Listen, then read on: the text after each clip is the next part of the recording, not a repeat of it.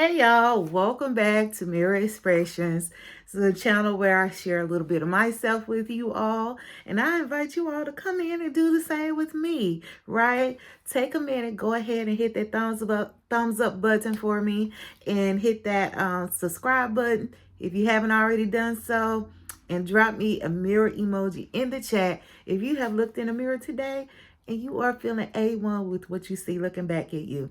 If not, as always, I encourage you to do what you must to get back to a healthier you, right? All right, y'all. Without further ado, today we are going over Luckiest Girl Alive. It's on Netflix right now. I think it's kind of running either number 1 or number 2 for the movies on there, but y'all, you gotta watch it because oh my gosh. Oh my gosh. Like, that is literally all I can say. Like, oh my gosh. This movie just totally spoke to me. I literally had a good old cry after it ended. I was already feeling kind of emotional by the end just because of everything that transpired within the movie. And because I can relate to so many things that happened. But y'all, then the ended credits started rolling and that song came on at the end. And it just took me on over, y'all. It just took me all the way out. um, I mean, it's good. It's good. Like I said, it got to me. But I mean, I will admit though, as much as I did cry, because I was a little emotional for about an hour or so, but I did feel better afterwards. And like I was so emotional to the point like I just had to dance it out. And like for me, dance is the way that I express myself sometimes. It's just a way to kind of just release some things. It's a way for me just to tell a story. Like, that's just what it is for me. Dancing just has always been that for me. Like, it's just a passion of mine. It's just like my go-to place, So heck, even at one point in time in my life, I'm not gonna lie, like that was probably like the only way I expressed myself. Like, I literally just did not communicate. I would just get on the floor and dance or whatever. But yeah, it was cool though. I was okay. I only thing I could say was that it was obviously something that I needed. I needed that release, and even though I didn't realize it, I needed it, and so it was good. But the movie, yeah, yeah, it just evoked so much. So it was about this young lady named Tiffany, Tiffani, and I'm spelling it out because it's an unusual spelling of Tiffany, not just the more commonly way of having it spelled. But as an adult, she started going by just those last 3 letters, A-N-I, as Ani. So she does this kind of, as we kind of learn as the movie goes on, she does this as like in an effort to kind of revamp and reinvent who she is as a person, to kind of just, change her identity, so to speak. She's very much aware of what she's doing. She even recognizes herself as a swindler, a grifter. Um, yeah, like in the movie, we see her toggle between her present day life and events from the past. So she keeps having these flashbacks, but in her present day life, she's just living a whole life. There's no way I can say it. She's just living a whole life. She's running from her past.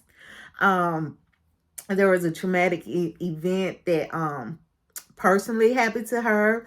And then there was a tragic event that happened in her high school that happened before her. She saw things with her own eyes. So, and then she was linked to this incident by other students.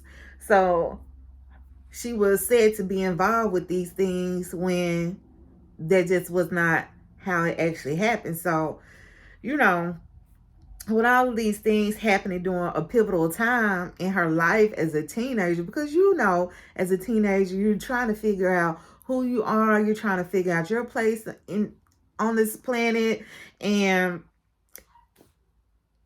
I'm here listening to my baby. He out there talking to me, y'all. But yeah, so yeah, all this was just happening at a pivotal time for her, right? And so she also during that time did not have the most supportive mom. And so it just kind of shaped her into becoming this chameleon that she is, so to speak. If y'all hear my baby, that's my baby, y'all. Don't worry. He tried to talk to me. But anyway, yeah, she just became this chameleon. So it just stunted her from growing with confidence into a whole happy, healthy individual, really. Um, so she just crafted this facade of a life. She created it. And up until now, she has never spoken her truth about those incidents that happened. But as we're gonna see along the line, as we get to see the bigger picture, it was her past just continues to haunt her and show up in various manners and in various times.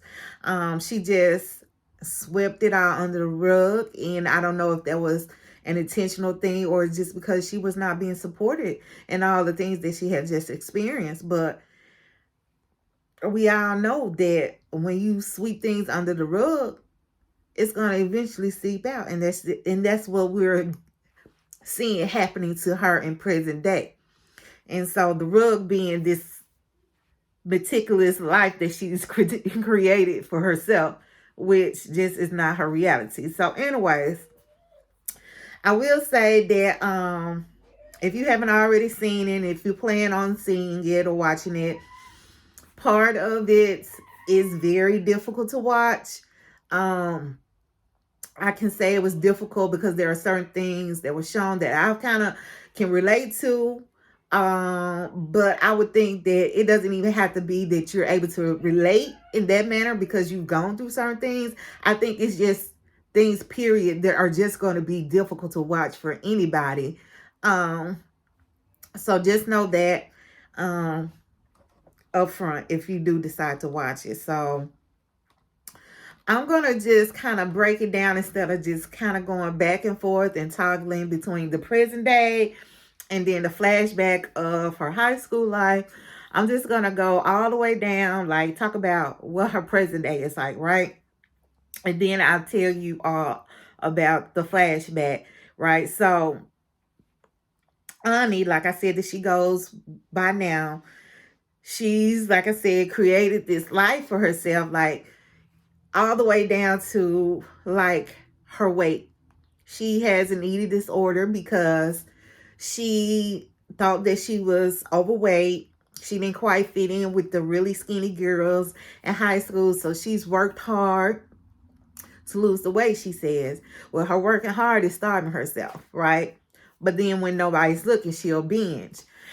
And then she's a writer. She writes for like this women's magazine, but her goal is to become a writer with the New York Times magazine.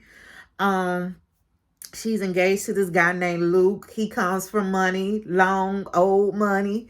So yeah, he's wealthy. His family's wealthy, and you know, she kind of feels threatened that she doesn't look like what she feels his typical girl would look like: skinny, thin, blonde, blue eye, because she's thin, but she has brown hair, and she's beautiful in her own right, but she doesn't feel like she's measuring up to his standards. So she pretends to be something that she's not, right? So anyway, we just can see her life. She's working at this paper. She, Like I said, has a goal to go write for the New York Times. And obviously, she's a very good writer because her boss at her job, her current job at this women's magazine, told her, once she makes it, she's bringing Ani along with her. So she just kind of questions everything she does, though, about herself. Like I said, with trying to fit in and portray to be somebody that she's not, like, especially when it comes to her wedding, like figuring out the font on their invitations. Like, she thinks, is it slutty? Does it not look right? Does it not look elegant enough? Like, it's a font. It's whatever you want, but she's trying to keep in line with these standards. I don't know if these are expectations that others are putting on her. I'm sure some of it is, but some of it is expectations that she's putting on herself, imaginable ones. And so, or unimaginable. I don't know. Y'all know what I'm trying to say. So anyway, she then, like, or like, even with her wedding dress, we see her shopping for her wedding dress, and the one that she's chosen is just very plain, basic. Her mom calls her out about it, like, that is not you. And even her best friend is just like, I hate to agree with your mom, but she's right, So all these things are like kind of triggering to her, or making her, or they're making her look at herself. You know what I'm saying? Dig deeper into who she really is. And she's realizing that she's not faced a lot of things. She's not living up to who she is as a person. She's just not in tune with herself. But like I said at the beginning, she knows these things. She's very aware. She speaks to it because she's narrating the whole story, right? So she speaks to this quite often throughout the movie or whatever. Anyway, she ends up getting approached by this guy named Aaron to do a documentary on the incident that happened at the school back when she was in high school. And she at first declines, you know what I'm saying? Because like I said, she is still just not facing things. She's not ready to speak her truth. So he tries to encourage her by saying, well, this guy, Dean, he's going to be there and he's going to do the documentary as well. Well, Dean was also one of the high schoolers from back then, and he was present when the incident happened. So the incident being, let me see, how can I say this without getting the video flagged? Well, it was kind of a massacre of sorts, I guess you could say. Like, somebody came in, well, it was a couple of guys came in with weapons, and they discharged them at a lot of the students, and some of the students just didn't make it. I'm sure y'all can get the drift of what I'm saying right there. So anyway, Dean was one of the guys there, and he was injured in all of that, and he's confined to a wheelchair now. And he's an activist, and he's running for Senate, and he's written this book that's just come out. So he has all these big things going on. He's very, very much in the public eye. Now, Dean was one of those students that came from money, just kind of like Luke does. He came from money. And so he's just really out there in the public doing things. And so when Aaron tells Ani that, well, Dean, he's going to do the documentary too, you should go ahead and do it and get your side of the story out there as well. And so Ani's just like, no, she doesn't want to do it. And so then we see Luke and Ani, they go meet some of Luke's friends for dinner. Well, come to find out, it was a couple, and the husband within the couple duo was Ani's old high school writing teacher. He was involved as well at some point. And so when he saw Ani, he did not recognize her, because remember I said she's kind of just revamped her whole look. And so she had to tell him, she was like, Mr. Larson, it's me, Tiffany. And that was another thing. He didn't know her as Ani. He knew her as Tiffany. And so when he realized it, he was just like, oh yeah. So,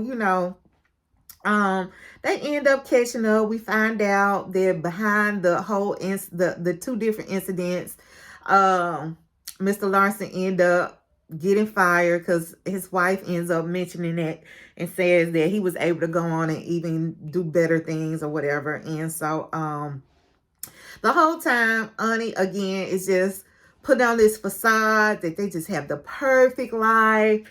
And she speaks about the wedding and how they're going to move to London afterwards because London is where Luke wants to go. I think he got like a job offer or something over there. But anyway, he wants to go over there, and he's just kind of dismissing Ani's dreams or dream of becoming a writer for the New York Times. You know, he's just like, psh, you know, he basically said it ain't nothing. They're not going to pay you much, no way. So we might as well move to London and then you can do XYZ.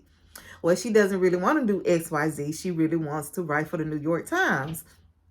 And so it was kind of very dismissive of that. So it wasn't just a set in stone thing, but so for him to hear her say, oh, this is definitely happening, he's just like, oh, you've made up your mind? So we're going to London? And mind you, at this point, she had actually got offered a position at the New York Times. Because remember I said her boss told her that if she ever makes it, she's bringing Ani with her. Well, that happened. The boss got a position and she's bringing Ani with her. You know what I'm saying? And, excuse me, y'all. So, but Ani had not told Luke yet. And so, she ends up mentioning it to Mr. Larson, though, when they kind of had an alone moment. She was just like, you know, I really actually got offered a writing position in New York Times, which I really want to take. And so it's just like her, I think Mr. Larson felt like a safe space to her. And so she really opened up about what she really wanted, which was to do that and not go to London. So she did open up to him. And so we just kind of see her just constantly have these meltdowns or things that just trigger her to kind of just go off the ledge or have these flashbacks to what happened. And so this night she just was heavily triggered to the point where she had a whole meltdown in the taxi cab. Like literally she was like kicking, yelling, and the taxi cab driver had to put her out. But it was just because she just was having a mental breakdown at that point. You know, she even got out the car hitting on Luke, and you know, so she ends up telling him that she actually did get offered the job at the New York Times, and of course he doesn't want her to take it, you know. And so Ani ends up telling her boss that she's not going to take the job or whatever, that she's going to go move to London to be with Luke or whatever. So in the meantime, one thing that Ani had also found out at the dinner, that Mr. Larson was going to be doing the documentary too. And so I think this kind of maybe prompted her to go ahead and do it, because even at the dinner table, she was like, oh, I'm doing it too, when at that moment she hadn't agreed to it. So she finally does agree to it. Aaron had, you know, specifically told her that you will not have to be in the same room with Dean. We're going to interview him on a different day. So she goes, she sets up the interview. Well, they set it up, and she goes, and they're doing an interview for the documentary. And that's when we get most of the flashback as she's telling her story. Well, in comes Dean at some point, and like he was just not supposed to be there, right? And so, you know, this just kind of shuts her all the way down, and she runs out. And Aaron just kind of tried to keep apologizing, like he doesn't know why Dean was there, you know. And I think Dean did that purposely. I think he did that to shake her up, to get a reaction, you know, because he probably didn't want her to do the documentary. He probably didn't want her to get her story out. You know what I'm saying? So yeah, I definitely feel like that was purposely done or whatever. So, so then let me just go ahead and get to like the flashback part of things, because I think y'all kind of get the gist or what like her present day life was like. So with the flashback, um we see young Annie, and of course by then, well, then she was going by Tiffany, her full name. And so she's arriving to this new school. It's a prestigious high school, a private school. And so she's there on scholarship. She's there on a writing scholarship, right? And so the typical kids that are already there are like children that come from money. They're all wealthy or whatever. And so they kind of all look down on her. Well, I'm not going to say all, but you always have that clique of like the cool kids or the kids that think they're cool anyways. And so they kind of look down on her. They call her the scholarship student. And one guy ends up coming to her defense. He's also a writing student. His name was Arthur. And he was just like, well, what do you mean by that? Because she has a scholarship. And they were like, because you all know that only low income families can get scholarships. So basically making fun of her for not being from a wealthy family or whatever. So yeah, so she does befriend this other writing guy. That's the author guy. And then there was another one. His name was Ben. Ben. So they're both with the writing club or whatever. And so anyways, one day there was this party at the school, like a dance or whatever. And so she's there, and the little cool kids. So you got Liam, Dean, Peyton, and then the girls were Olivia and Hillary, right? So there was that little clique. So anyway, the guys end up start dancing with Tiffany. They kind of like sandwich her. So of course she's loving all this attention from the popular guys and all that. So then the girls tell her, well, let's go. So they leave the dance and they're headed towards Dean's house for an after party. Well, as they're leaving the campus, Mr. Larson, the guy that the teacher that Annie and Luke met for dinner that one time. So Mr. Larson is there, and he tells the girls as they're leaving the campus, you can't leave campus. If you do, I'm gonna have to call your mom.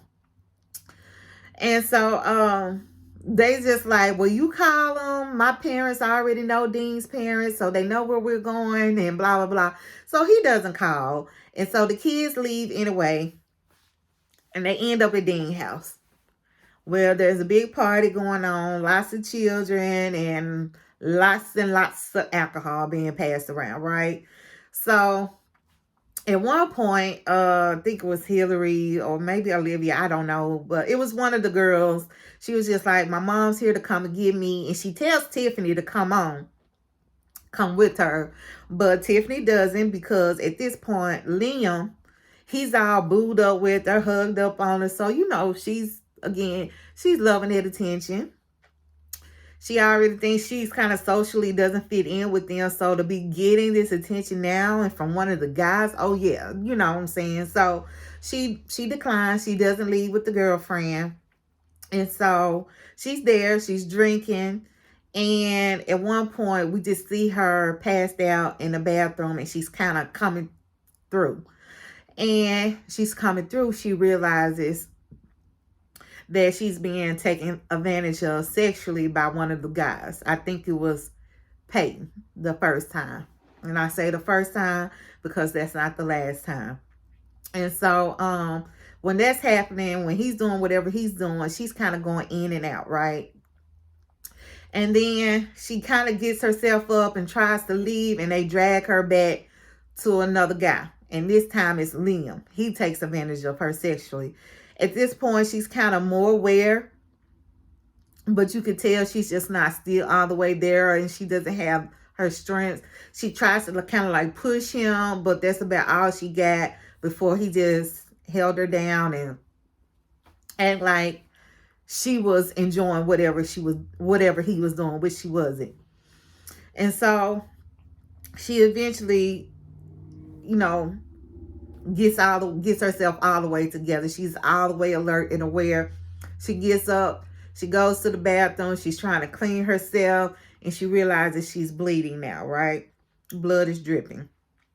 And she has on a dress. Obviously, at this point, she no longer has on any underwear just because of the things that have transpired already. And so we see her rummaging through somebody's room in their drawers trying to find something to put on. At this point, we can only surmise that it was Dean's room that she was in. We do know it was his home, but we think it's his room because then Dean comes in and she tries to explain to him, I was just trying to find something. And before she can, you know, finish explaining, she just wanted to get some bottoms to put on. You know, he then takes advantage of her. And this time she does fight, she does scream, and to no avail. He still does what he's going to do to her, right? And so the next thing we see is that she's walking into like this gas station and she's asking the attendant there for help. Well, she looks over and she sees Mr. Larson, the teacher. And she just runs to him and she just collapses in his arms, right? So he ends up taking her back to his home, letting her go to the bathroom, clean herself up, and he gives her some fresh clothes to put on. And of course, he wants to call her parents as well as call the police. And well, Tiffany doesn't want any of that to happen, right? So she goes to school, she goes back to school, and everybody kind of knows what happened. And so it's just rumors going around. And so her friends from the writing club, Arthur and Ben, you know, what Arthur really was aggressive about things. He was really pretty nasty. He was just telling her she ain't have no backbone. She needs to stand up, do, you know, get them folks in trouble, which you just never know how you're going to respond when something happens to you. I will say that. But he was really trying to push her to do something. And then he even shares with her how they had bullied Ben. And apparently they had taken Ben to the middle of the woods. And one of the guys, I don't know which one of them, but one of them three guys ended up pooping on him. Well, all of them were in on it together. And so, yeah. And so even after that, Arthur got into a fight with one of the guys, like, just because he had said something smart about Tiffany. And when they were fighting, a teacher came out and tried to break it up and accidentally got hit and knocked out. You know, so that happened too. So anyways, we kind of get that background. And then we see we see Tiffany in the cafeteria getting food, and all you know, there's this big boom, and the whole cafeteria kind of just blows up. You see students just being blown away, and the lights go out, and it's just dust afterward, big smoke dust. So, you know, it may have been like a homemade cocktail or something that was done. We really don't know at that point exactly, but we just know there was an explosion. And so Tiffany and one of her girlfriends, they start running. And instead of running out, they run up. And so they run into one of the rooms upstairs. And it was some other students in there. I think maybe it was Peyton was one of the ones that was up there with them. And like I said, some other students. And so they're all trying to barricade the door because as they're running, they can hear somebody saying, well, he has a weapon. Right? So the guy comes in with the weapon and we see that it's Ben. Right? And he immediately aims it at a girl that's holding up her cell phone she's trying to get some bars on her phone so she can call for help. Well, he immediately discharges the weapon and she's gone. And so Tiffany and her friend, they're like hiding behind a chair, and Ben sees her, and he just kind of says, "Hey, Tiffany," as if to say, like, "I got you." And I think the guy, like, she's telling this story when the guy was interviewing her, and I'm trying to think. I think he asked her at that point, did he do that because you are an ally or what? Like, why did he do that or something? And she said, because he was a victim too. You know what I'm saying? And so he then goes, Ben then goes over to Peyton. Yeah, I think it was Peyton first that he got out of the three boys. And he reminds Peyton about what they did to him in the woods before he discharges the weapon and he takes Peyton on out here. And so then he leaves, and the rest of the people left in the room were like, Liam was there as well. So the rest of the people in the room, they're like, go run to Peyton and see if there's something they could do. They can't. And so Tiffany grabs a knife from out of a drawer that was in the room, and she's just like, we need to leave now. So they leave out of the room, and they're kind of trying to decide, should they go up again or go down? And so Tiffany is just like, let's go down. So they go down, and when they go down, Ben kind of shoots at them. Dang, say the word. Oh, please don't flag this video. Don't make me take it down. But anyway, he aims the weapon. He discharges it again.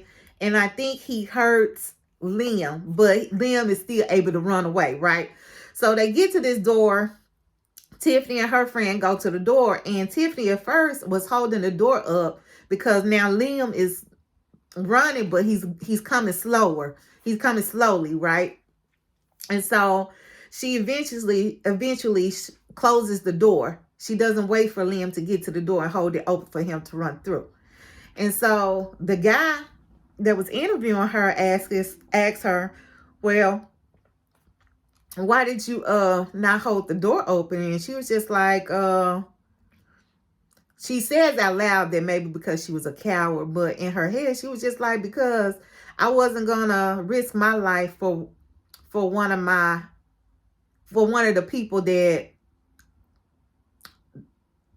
traumatized me, basically, right? Yeah, I know I gotta watch my words before they flag this video.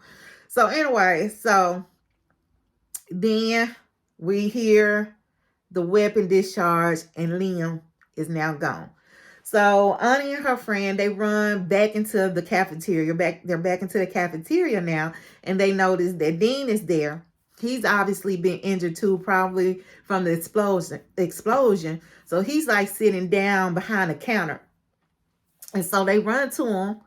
And at that time, in comes Arthur. He has a weapon as well. And so Arthur tells the one girl, you leave on out of here. The Tiffany's friend. He tells her to get out of here. And so now it's just Dean, Tiffany, and Arthur. And so Arthur gives his weapon to Tiffany, and he says, take care of it. I know you want to. Well, Tiffany doesn't do anything. She's kind of looking stunned, like, why is all this happening? What is going on? And so then Arthur ends up snatching the weapon back from her, and he's just like, I think he calls her spaghetti spine. You don't want to do a spaghetti spine, I'll do it. And then he takes Dean, well, he don't take him out, but he discharges the weapon at him. And as we all know, Dean survived. But this is how Dean also got to be confined to a wheelchair. And so after the incident, we see Tiffany and her mother going to the funeral, right? And she's getting out of the car, walking up toward the church. We find out, we hear all the kids kind of snickering, like, why is she here? Like, I can't believe she actually showed her face. Well, Tiffany is oblivious to what's going on, right? And so as they get closer, a guard stops her and her mom. And basically told them that she can't come in, she's not welcome, because um she was involved sexually with 3 of these boys, and that she wanted to have Dean as her boyfriend. He wouldn't oblige her, and that because of that, she took place in the massacre that happened at school. So instead of it being 2 people, they're trying to say it was 3, with her being the third person involved with that. And so her mom gets very upset with her versus just asking her, well, what happened? What's your version? We see her get upset and kind of chides her and calls her names, and like just really does not support her through any of that, which kind of is, you see that dynamic with them. You even see it in her adult life, you know what I'm saying? Which brings us back to her adult life. So that's what happened with when she was a child in high school. This kind of shaped her into the individual that we see present day, right? And so Tiffany decides that, she's not going to do the documentary. She's going to tell her own story, her own self, on her own terms. And so she ends up writing a piece, and she goes to take it to her boss to read over, right? And her boss is just like, no. She was very matter of factly with her, very frank and direct. Like, no, this is not going to get it. You're telling like a bunch of half truths. If you're going to tell the story, tell the story. And she gives it back to her, right? And so next thing we know, we see Tiffany and Luke at their wedding, at their wedding rehearsal dinner. And so we don't know at this point if she rewrote the piece or not. But we do find out that she did, because while she's at the reception dinner, the rehearsal dinner, she gets a notification on her phone, and it's good news. And it's that, her article is going to be published. And so she pulls Luke aside to tell him this, and he's just upset. He is very, very upset. For one, he feels like she should handle it privately. He feels like the boys that took advantage of her have already paid enough, 2 of them with their life, and Dean, being that he's in a wheelchair, he thinks that if she wanted to tell her story, fine, but don't put it out there for the world to see. Like, he was just not supportive of her. And also, what I noticed in this too, that happens a lot in these type of situations, is that the people that take advantage of you or of people, it's like they just get a slap on the wrist. Like it's nothing. They don't get held. They don't get their feet held to the fire for the things that they have done. You know what I'm saying? Like, just like he was saying, oh, well, 2 of them paid with their life and Dean's in a wheelchair. Like that's enough. You know what I'm saying? Forget the fact that how that has changed the whole trajectory of this woman's life just because of what they did at the age of 14 and 15 years of age. You know what I'm saying? So she ends up, of course, breaking things off with him. And at the end, we see her finally living her truth. She went on to accept a position at New York Times.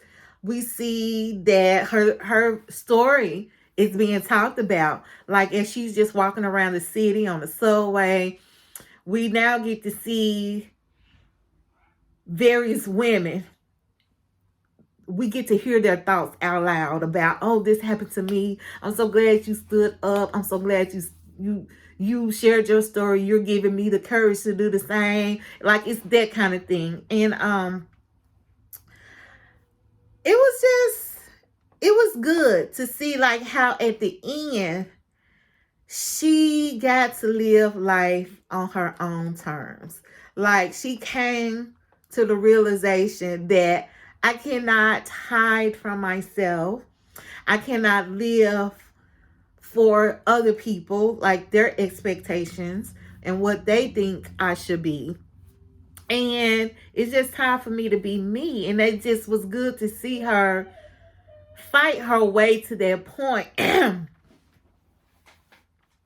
so that she could be the healthier version of herself.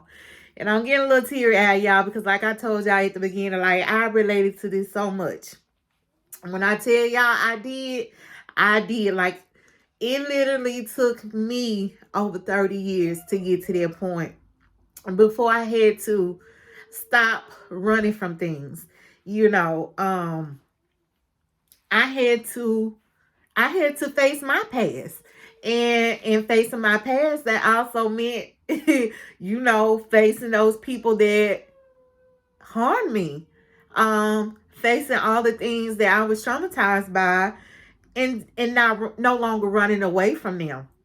And in doing that, you know, I began to flourish and find out who I really am outside of who everybody else thought I was or who everybody else expected me to be.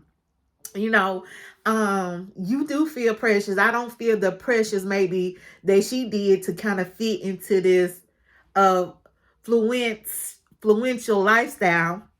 But I will say that I'm a preacher's kid. Not only am I a preacher's kid, I'm a pastor's kid. So I always had that pressure to do this or live this way, to always fall in this line. So I mean, I still had my added pressures, like even in my adult life. Like, for example, I'll give you an example. I had my son out of wedlock, and it was just like so frowned upon within my church community. And I'm just like, dude, I'm a whole grown ass woman out here. I'm 30 years old. I have a career, not just a job, a career. I own my own home, my own vehicle. Like, I'm not asking nobody for nothing. So if I have a child out of wedlock, that's my business. You know what I'm saying? But I say that just to kind of give you the pressures of what the type of things that I felt bound by. So I can relate. I can totally relate to the character Tiffany, or Annie, as she goes by. I even I did the whole name change at one point in time. I can remember at one point wanted to switch my name and go by my middle name versus my first name, just as a way. And this was not in, I'm not gonna say later in my adult life, but yeah, this was like I was still in high school. But it was just as a way to kind of try to separate myself from all of the trauma that I had experienced. So anyway, yeah, this song, I mean this story, it hit home for me. It was amazing. Again, there are some things that are just going to be hard to watch, period, point blank, no matter who you are, no matter if you experienced it, no matter if you haven't experienced it, no matter if you're a woman, no matter if you're a man. So just be aware of that. And y'all listen to this song at the end where I tell y'all, now the song is called I Know Where I've Been by Ella King, right? Now, I know where I've been. Get that. Now catch it, because when y'all listen to them lyrics, nowhere in the lyrics are those words, I know where I've been. But it all relates. If you listen to those lyrics, you will see and understand why that song was named that. And y'all, I think that song just really got me at the end, because like I said, I know what it's like to be bound by your trauma. And in the song, the chorus part says, now I'm free. I'm free. I'm free. Yeah, I'm free. And baby, when it just got to that, I couldn't do nothing but boo-hoo. Y'all see, I'm tearing up now. And don't feel bad for me. Don't feel like I'm in this place, because no, I'm not.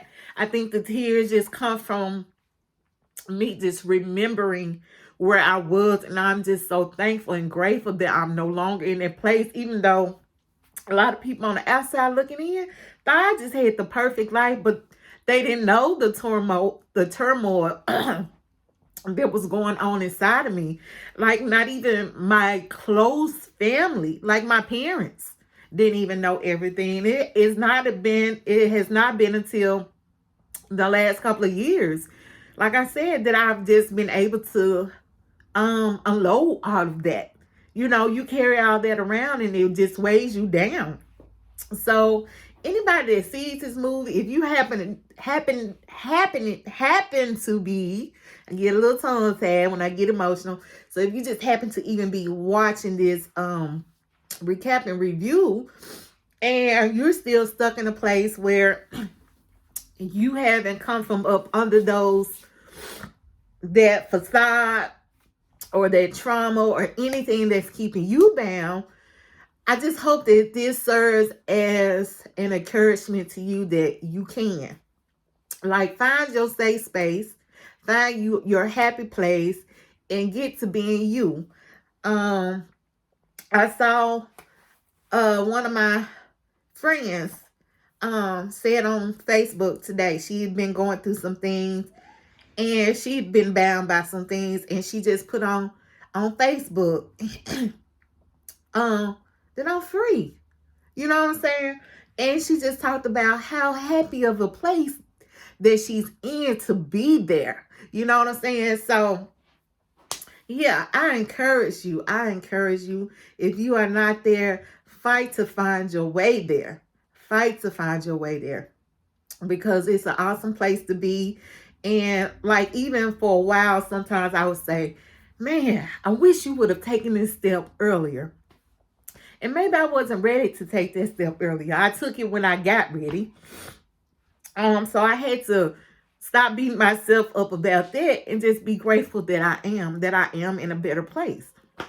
So anyway, y'all, that's that and on that. I'm not gonna go on and on about it, but yeah, I really like the movie. So check it out. Hope y'all like this review. Give it a thumbs up. And don't forget to also hit that subscribe button, y'all. And I'm about to be out. And as always, I'm going to pray for you all. Y'all, please continue to pray for me. And what? That's right. Bye.